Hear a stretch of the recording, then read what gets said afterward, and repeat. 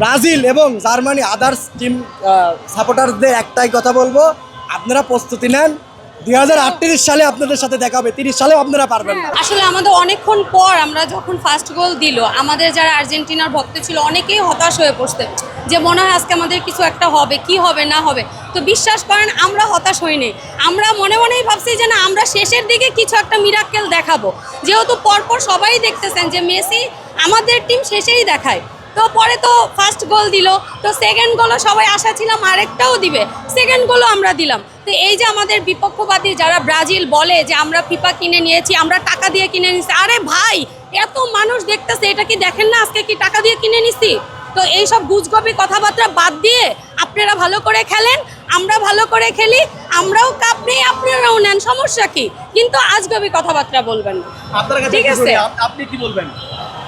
Two be honest, আর্জেন্টিনার diehard fan হিসেবে একটা কথা বলি, আমরা যখন গোলে পিছাইছিলাম আপনারা সবাই দেখছেন, আজকে কিন্তু হাই ভোল্টেজ ম্যাচ। আজকে আমরা যেভাবে কামব্যাকটা দিছি, এটার সব থেকে ধন্যবাদ দিতে হয় স্কালোনি, আমাদের কোচ। তিনি যেভাবে master mind, originally to be honest master mind plan করে খেলাচ্ছে। যাই হোক, আজকে যে কামব্যাকটা দিছি, আজকের ম্যাচটা পুরোটাই মেসিময় হয়েছে, আপনারা দেখছেন। আমি আশাবাদী, আমরা তো 7 বার সেমিফাইনাল খেললাম, 7 বারই ফাইনালে গেছি।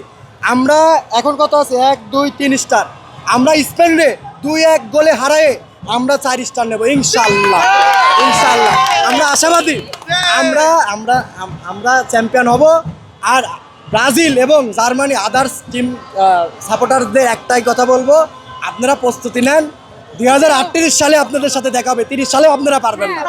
কারণ আমাদের মেসি যে অবসরে যাবে, আমাদের আলভারেজ আছে, মার্টিনেজ আছে, আরও আমাদের প্লেয়ার আছে, সবাই আমরা ইনশাল্লাহ আমরা আগায় যাবো। আমি একটা কথা বলি, সো হতাশ হবেন না। আমরা হলো পরিশ্রম করে জিতার টিম, আমরা হলো ওই যে ফিফার থেকে দয়া নেই না। আমরা আজকে হাই ভোল্টেজ ম্যাচ, আজকের হাই ভোল্টেজ ম্যাচ দেখছেন তো আপনারা সবাই।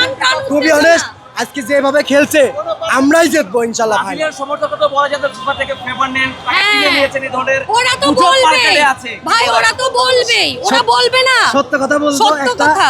এটা তো ব্রেনলেস কথাবার্তা। খুবই অনেস্ট, বড় বড় লিজেন্ডারি প্লেয়াররা, এই যে দেখেন সুইডেনের যে স্টার প্লেয়ার বা আদার্স প্লেয়াররা আছে, এরা কিন্তু সবাই বিবৃতি দিচ্ছে যে আর্জেন্টিনার লিওনেল মেসির শেষ বিশ্বকাপ। লিওনেল মেসি ইনশাল্লাহ ডিফেন্ডিং চ্যাম্পিয়ন, 2022 সালের ন্যায় 2026 সালেও চ্যাম্পিয়ন হয়ে আমরা ইউএসএ ছাড়বো আমরা ইনশাল্লাহ। আমার 4 স্টার কামিং সুন। আর একটা বাংলাদেশের এত লোক মেসিকে যে ভক্ত, আমরা যে এত কষ্ট করি, মেসির কাছে অনুরোধ থাকবে আপনি একটু বাংলাদেশে আসবেন প্লিজ। আমাদের দেশে যেন অবশ্যই আসে, 26 সালেই আসে যেন। না হলে ভাইয়া আজকে আমি 4টা বাজে ঢাকা থেকে সাভার গেছি, আবার রাত 10টা বাজে ব্যাক করছি শুধু খেলা দেখার জন্য, জাস্ট এটা সবার সাথে ভাগ করার জন্য। এর আগে একবার 2010 সালে বাংলাদেশে এসেছিল, অনেক আগে আসছে, অনেক আগে আসছে, তখন আমাদের চিন্তা না। যদি আসে কি মনে হয় যে কিভাবে আতিথেয়তা দেবেন আপনারা বাংলাদেশে? আমাদের যতটুকু সম্ভব সর্বোচ্চ দিয়ে আমরা চেষ্টা করব তাকে খুশি রাখার। অবস্থান থেকে আমরা আর্জেন্টিনা টিম রে অবশ্যই আমরা সাপোর্ট করব, তাকে ভালোবাসবো। যতটা বাংলাদেশ পক্ষ থেকে একটা মানুষকে আপ্যায়ন করা যায় ততটুকু আমরা করব। অবশ্যই প্রীতি ম্যাচ খেলো, এটাই চাই আমাদের কথা। আমাদের একটা কথা, আমরা যে বাংলাদেশে যে আর্জেন্টিনা যে রাষ্ট্রদূত আছে, এর সবাই বৈঠক করে আমাদের যে সরকার আছে বর্তমান, এই সরকার পক্ষ থেকে বসে আর্জেন্টিনা পুরো টিমরে ইনভাইটেশন দিয়ে, স্পেশাল ইনভাইটেশন দিয়ে নিয়ে এসে আমাদের হামজা চৌধুরী আছে, জামাল ভুইয়া আছে, সবার সঙ্গে একটা মিউচুয়াল ম্যাচ হোক, প্রীতি ম্যাচ হোক, আমরা এনজয় করব মাঠে গিয়ে ইনশাআল্লাহ। তাতে ভাইয়া আমাদের বাংলাদেশে একটা গর্ব হবে, ঠিক আছে? তাই আমাদের সরকার তারেক রহমানকে বলবো মেসিকে আমাদের দেশে নিয়ে আসা হোক, আপ্যায়ন করে, ঠিক আছে? কাপটা হাতে নিয়ে আসো।